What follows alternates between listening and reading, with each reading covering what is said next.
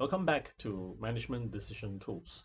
In this section, we will discuss the third and final category of problems that we want to be very good at in terms of pattern recognizing the issue and then modeling it quickly using already set up templates. So what is shortest route problem? It is essentially to determine the best route in terms of the least amount of cost so as to connect from the begin node to the end node without any breaks in between, of course. And that is basically the issue. All right, so how can we determine from a set of nodes interconnected by various perhaps redundant paths, find out what is the best path that connects between the two? Now, a path is one that connects from the starting node to the ending node, the begin node to the end node, without any interruption in between. But not all paths are shortest, right? So if we add up the cost to go from one point to another, from begin node to the end node, we might find that one of the path is the shortest, and that would be the solution, right? So we, in terms of finding the solution, we actually have to determine which path to take. And it is actually easier if we look at an example node in this case here, a network diagram, where there is a person who wants to go from starting node 1 to ending node 6. Okay, so to go from 1 to 6.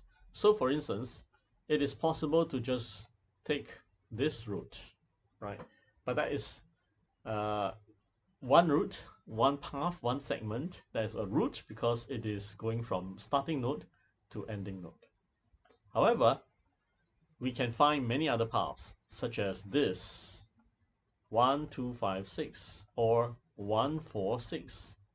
All right, we can go on and find that 1, 4, 6 takes 170 units.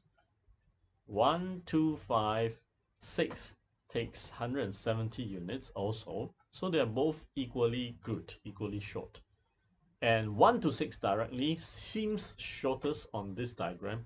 However, it's actually 180 units and is not preferred. Now, what are these numbers? These numbers are costs, right? That it takes for a person or an entity to go from 2 to 5, 5 to 6. So we have individual costs. The costs in real life can be money. So the higher, the more it costs us to go from one point to another. It can be time. And if we don't like spending time on traveling, then the higher the number, the more expensive in terms of time it is for us to go from one point to another. So in short, the number along the arc represents the cost, whatever that makes sense to the problem, and we need to find out the cost that links up all possible connections for the purpose of that problem.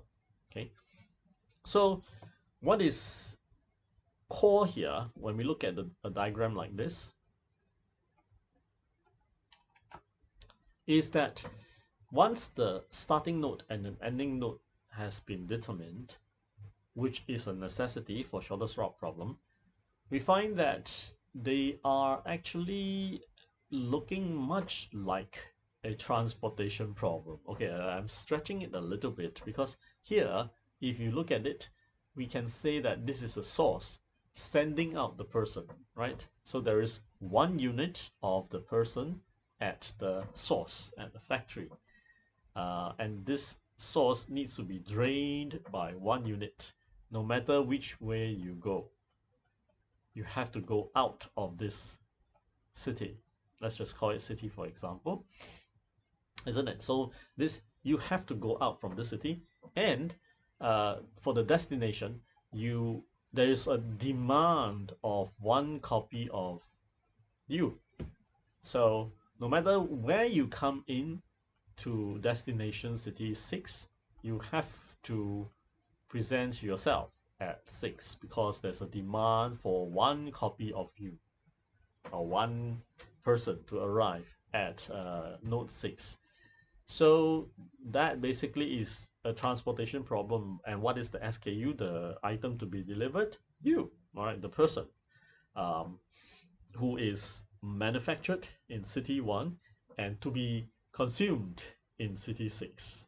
So put in the lingos of transportation, then this is completely looking like one, except for one obvious problem. Yes, all the in-between nodes, right? Yeah. So in some sense, we can say that it's a transportation problem, and so we can take out the template if we can deal with these intermediate nodes, what we might also call the transshipment nodes. So if we can somehow constrain the model to take care of these intermediate nodes, then the source node and the destination nodes, they are all both taken care of by the transportation problem already. So now let's look at the intermediate node, a node like 3, for example. So how should we deal with such a node here? Okay. So if we look closely at 3, we find that it is made up of links uh, from 1 to 3, 3 to 5, 3 to 6, and 3 to 4. Okay. Now, here, in terms of shortest route, because it is actually mimicking the way we move in real life, we need to be careful about the directionality, right? So just now in transportation problem or in assignment problem, the direction is generally from left to right, source to destination. And while that is still true here from source, the begin node, to destination, the end node, what is less clear will be the in-between arcs joining without touching either the begin or the end node, right? So if an arc like this that touches the begin node, we know that it would be one way. It would be one way to go from 1 to 3. Because even in real life, if this in real life run 1 to 3 were a bidirectional road, we wouldn't actually be traveling backwards towards node 1. Okay, because our main purpose is to go out from node 1 and towards city 6. So there is no point after going out from node 1 to go back again, then just to come out again, then just to go back again, just to come out again, which will waste money and time. So that can never be a solution that is part of a minimization problem. Therefore, we know that we will never take the route backwards. Yeah. However, for a link like this, 3 to 5, for instance, if it is unspecified, well, actually, the question should specify more explicitly. But if it is not mentioned, a link like this without arrow will imply that we have to consider the possibility of 1 going from 3 to 5 and 2 going from 5 to 3. Both are possible. It's a bidirectional arc without the explicit arrows. So and because in real life, if this were a bidirectional road, both ways are possible. It is possible that we go from 1 to 3, 3 to 5, 5 to 6. It is also possible that we go from 1 to 2, 2 to 5, 5 to 3, and then 3 to 6. So shortest route could exist when we use 3 to 5 direction, or we use the 5 to 3 direction. So we need to consider both possibilities.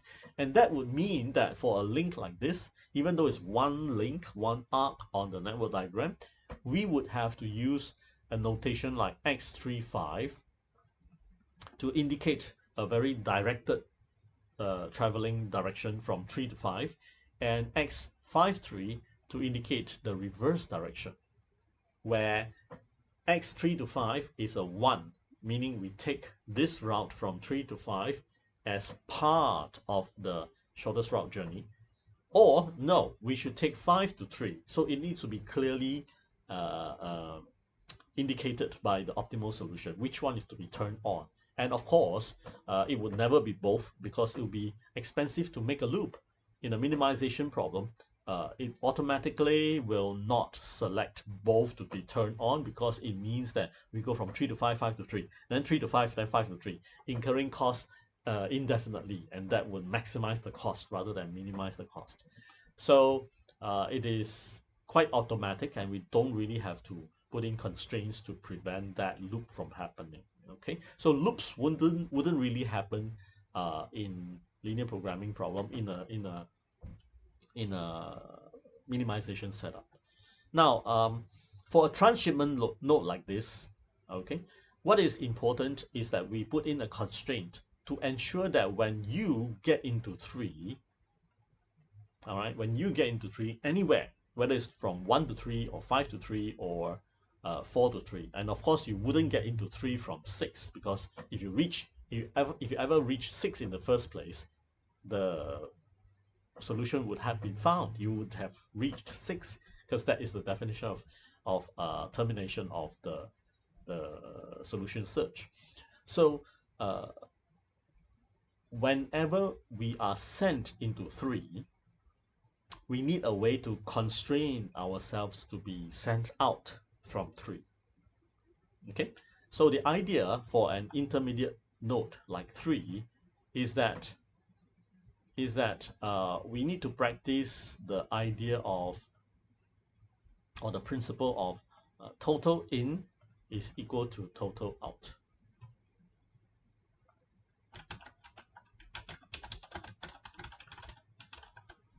All right, so essentially this summarizes the principle of what is involved